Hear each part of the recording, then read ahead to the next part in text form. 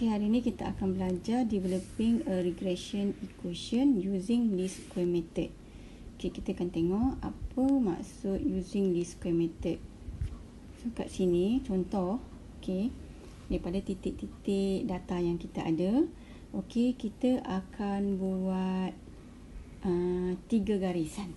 3 garisan straight line yang paling terbaik. Okay, contohnya kita ada garisan A warna merah, kita ada garisan B warna hijau, kita ada garisan C warna hitam. Okey, so antara garisan A, B, C ni kita kena tentukan yang mana line yang terbaik. Okey, so jawapan dia kat sini. Okey, the line that has the least sum of the squares of the vertical deviation or error. So kita kena cari yang jumlah yang paling sikit. Okey, kita tengok macam mana. Contoh untuk line A. Contoh untuk line A ni. Okey, line A. Okey, jumlah arah menegak. Vertical deviation. So kat sini kalau awak kira, okey, contoh titik yang ini, titik ni. Okey, jarak daripada titik ni ke garisan merah ni.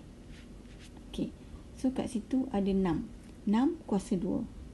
Okey, titik yang berikutnya kita ada 16 kuasa 2.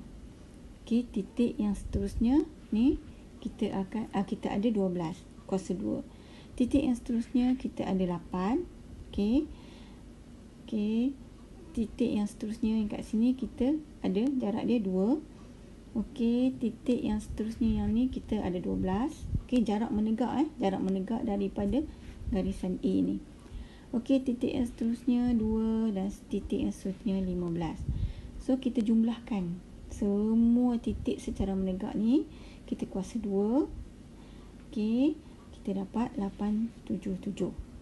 Okey, ini untuk garisan A. Okey, kemudian kita pergi garisan B pula. Okey, garisan B ni kita tengok jarak menegak. Ingat jarak menegak. Okey, titik yang pertama, okey, 4. Okey, kuasa 2. Titik yang seterusnya 6 kuasa 2. Titik yang seterusnya 16 dan buat semualah sampai habis. Dan last kali jumlah dia ialah 668.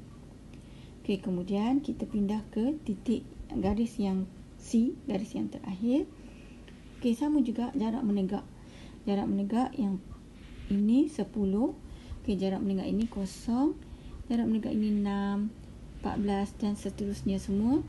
Okey, kita jumlahkan secara menegak. Jumlahkan secara menegak. Kita kuasa 2. Okey, kita dapat 660. Okey, jadi kita dah ada tadi titik A, garisan A, garisan B, garisan C. Okey, garisan A ni kita dapat berapa jumlah dia?